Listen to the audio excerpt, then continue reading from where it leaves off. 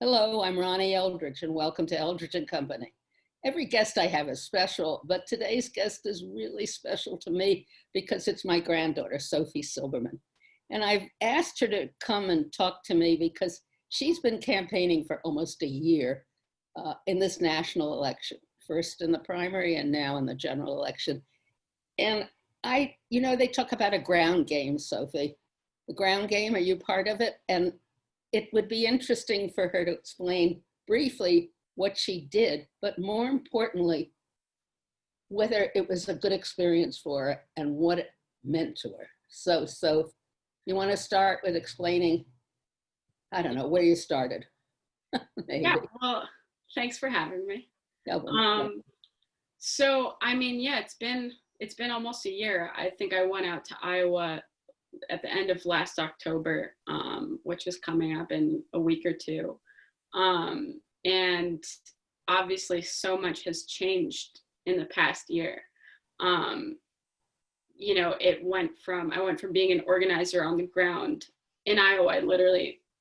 Glynis and I drove 17 hours from New Jersey out to Iowa, and this is my other granddaughter. Yeah, my cousin, and I lived in a basement of a family's home in Cedar Falls, Iowa, and I commuted every day out to my turf, as we call it, out in Independence. I got to drive through cornfields and meet with farmers and talk to folks at diners, and now I'm in the snow. Sitting here.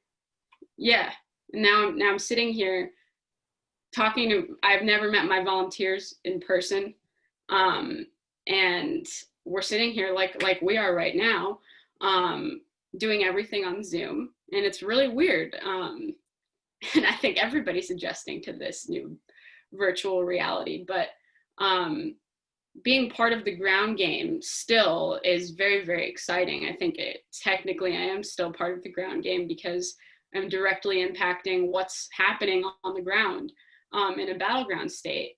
And although I'm not there, I right now have volunteers at different polling places, boards of elections during the early voting period in Ohio,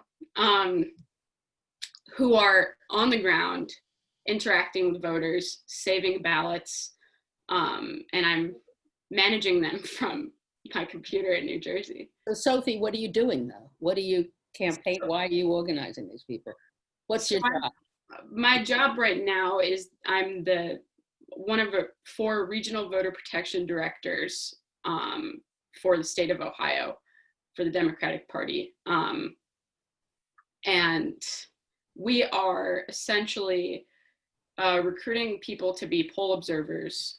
Poll observers are eyes and ears on the ground right now during the early voting period, which lasts almost a month in Ohio, and on election day. And we train these people. A lot of them are lawyers on election law, on how to deal with voter intimidation, and we prep them to be able to advocate for and empower voters in the face of voter suppression, which sometimes happens by accident.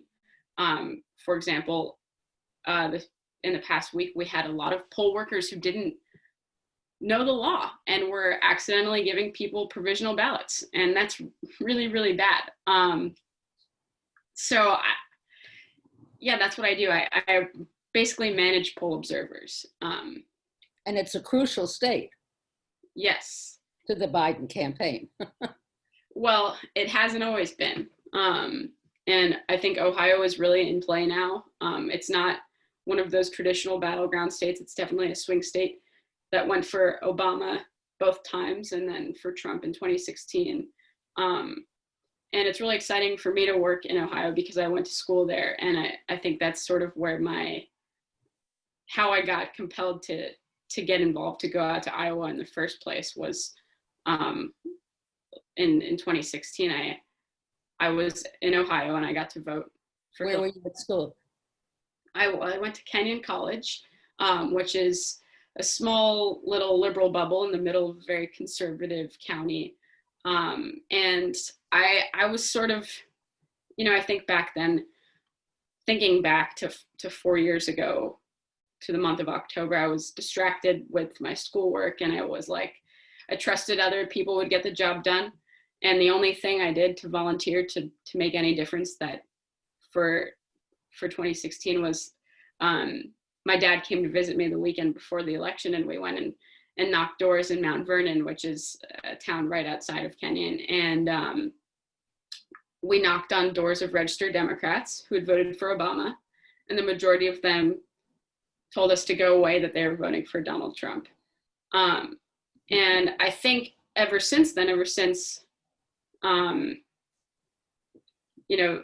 November, I woke up on November 4th really feeling like I didn't do enough. And so I always had it in the back of my head that I would be graduating at a perfect time to get involved this cycle. And I'm really glad that I did. So you want to tell us who you were, anything supporting or anything? I went out to Iowa to work for Pete Buttigieg, who it was a really, really exciting campaign to work on. Very cool candidate, first openly gay person to ever be on a major presidential ticket, or in line to be on a ticket. And he was a very impressive guy. I liked him because I thought he was really pragmatically progressive. And he's a great speaker. I got to introduce him in Iowa and meet him and his husband. And it was very different organizing for the primary, because we were organizing and competing against our friends. And now everybody's come together behind Joe Biden. So you're working with friends, people you met before, but you weren't even necessarily on the same side. So did you ever think when you were younger or in college that you would be introducing a presidential candidate to an audience? Never. No, never. I didn't. And how did you get the guts to do it? Well, I think we were talking about this the other day. I was always sort of averse to politics because it was all I ever heard about in our family. And What do you mean? I don't know if all my friends sit at dinner and talk about politics, but it's always a topic of conversation. It's something that you're involved in, that both my parents have been involved in, and I wanted to do my own thing.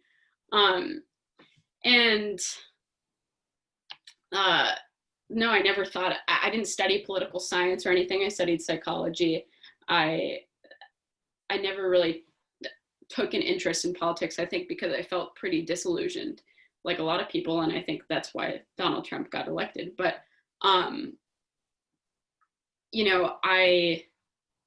I get involved? I think I graduated from college and I was like, I don't know what I want to do with my life. And my dad had worked on Gary Hart's campaign in 1984, and he told me about his experience. And it just sounded like a really exciting new thing that I could get involved in that would be temporary, although now I'm not sure if it's so temporary. And something where I could really make a difference in the outcome of this election that is just so consequential for everybody in the world. How could I pass up that opportunity? And so now you think people your age are less disillusioned than they used to be? I've learned from working on these campaigns the impact that we can really have on people. And I think a big problem is, like, I don't think I was really taught this well in high school growing up. I don't think people really understand the impact that the government can have on your everyday life. Because maybe they don't, because of what's going on right now with the current administration. Like, we would be in a different place with this pandemic if we had a different president. And obviously a lot of people understand that, but I think there are also a lot of people that don't understand that. I think people are definitely disillusioned, but I don't think that means that they're not going to show up and vote. I think young people really understand how important this election is. And although they're not, I know a lot of people who are not so excited about voting for Joe Biden, they certainly are going to do it. You know, Sophie, your brother is cynical because he thinks the rich get richer and the poor get poorer, and he doesn't see any hope. Isn't that true in really changing it? So do you think you're going to stay in this field to see what you can do about the things that you believe in, or what your goals would be? Yeah, I think maybe. I mean, hopefully Joe Biden wins, and then I can get a job in the administration or in some smaller government. And I think campaigning is certainly different from politics itself or in government. It's a lot of work and it's really stressful, and I feel like I'm missing out from typical things that my friends are doing. And I'm just working like 14-hour days, and I will be until the election. So I don't know if I necessarily want to stay in this side of things. You mean campaigning?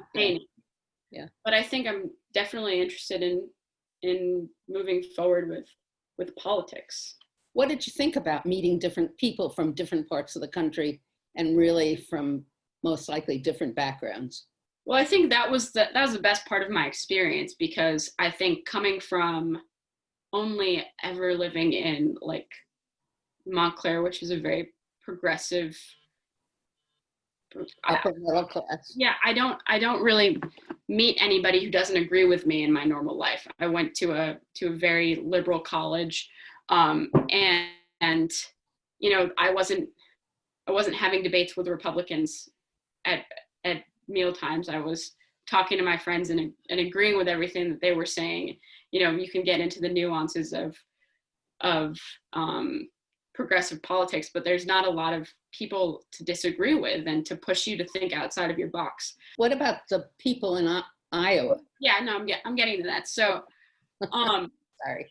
When I went to Iowa, you know, we won the Iowa caucuses. We were able to organize everywhere in a way that other campaigns didn't.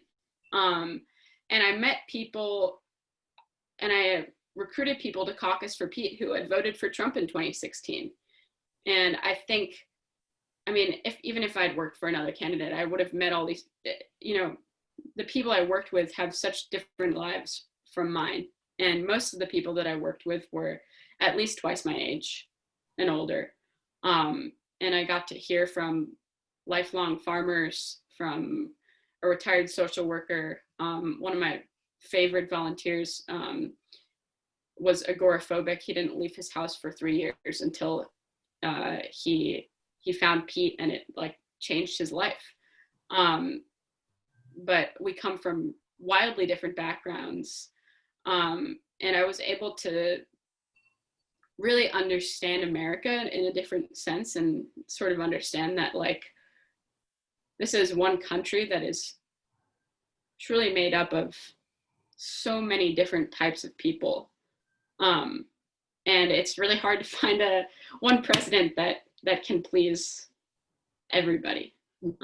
Now, what are the skills that you found you had and developed campaigning?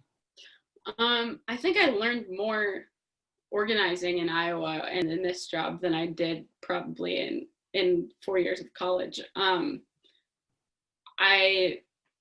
You know, before I went to Iowa, I didn't like talking on the phone at all. I pretty much only talked to you and a few select people. And in Iowa, every day we had to make 100 phone calls to strangers. So I got good at talking on the phone. I had to speak in front of people all the time, lead organizational meetings, manage people, delegate tasks, you know, figure out how to connect with people. People I would have never ever even thought about meeting unless this one thing brought us together. And like being able to talk to somebody who is just could not be any more different from you, finding a connection and like building a relationship from there, I think is a skill that I will take with me for the rest of my life. I think that's something that's so important that I didn't necessarily know was important until I figured out how to do that. You want to see things change, I assume. Mm-hmm. And so how is that going to happen?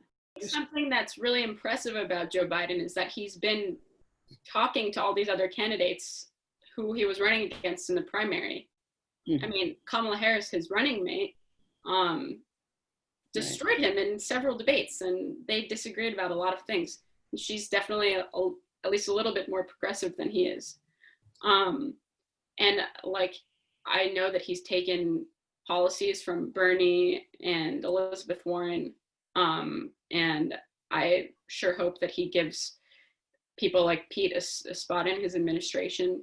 But I think it's about like listening to people and really listening and not just like pretending to listen, but listening and making changes based on what people say. But is Ohio giving voters trouble? Yeah, I mean, for example, how many precincts are you involved in? I have a map up there. I think it's like 22 counties that I'm in charge of in central southeast Ohio. So we're focused mostly on high Democratic turnout counties, for example, Franklin County, where Columbus is. And then I'm also at Knox County, where I went to college, is one of my counties. And there's just a little blue pocket. But we send poll observers to our priority precincts where we know there's going to be high Democratic turnout and potentially voter intimidation from Republicans. But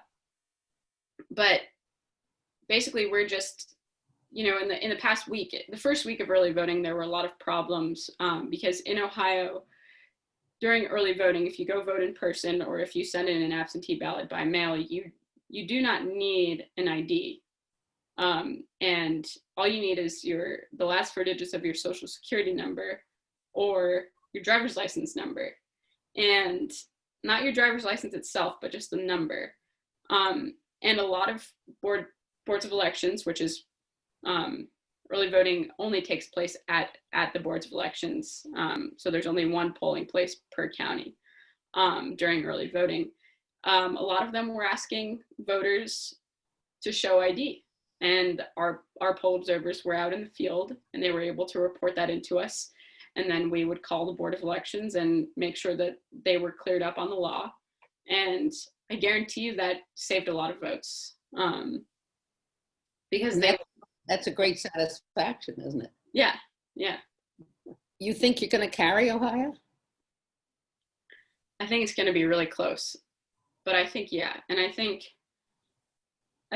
our voter protection program could be the difference between a win and a loss. And it's a lot of pressure, but it's also really exciting. And I think it's a really great way to motivate my volunteers and to recruit people at the last minute.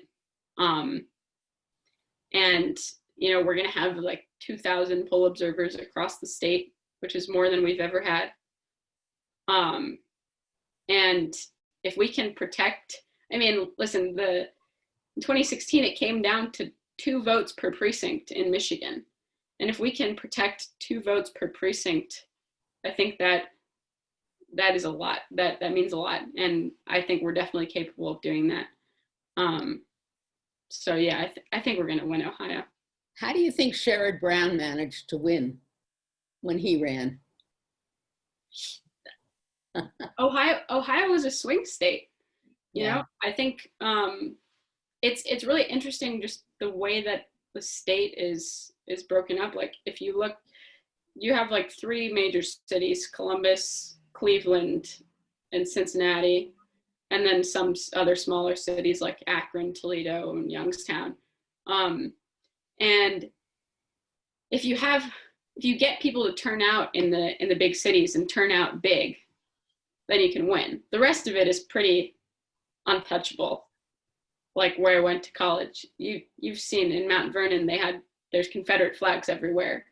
And it's sort of a waste of time to try to organize there. But I mean, probably not, but you know what I mean? Like it's just important that we turn out big, that everybody shows up to vote in the big cities. And from what I've heard so far, that's certainly happening during early voting. Democrats are showing up. We're sort of at the end of the program. Already. Give us one final inspiring thought. No, I feel like you should do that. No, absolutely not. I'm passe. Come on. You're the future, as they say. What do you want me to say? How much you've enjoyed this and how much satisfaction you have and how much hope you're left with. Yeah, no, I mean, the past year has been an amazing experience for me personally. And I think I've grown a lot as a person. And not only like myself, but as a member of society. And I think I've started to understand the real benefit of government and why it's so important that we win this election. And I really think we are going to win. I think people are more excited than ever to vote and to do more than just vote, but to become activists and get involved in this fight because it really is a fight. And I'm pretty confident in our win. The only thing that I'm scared of is the president declaring victory on the night of and you know, all the talk about voter fraud and things. But you know, I think if we show up and win big, there's no way to question it.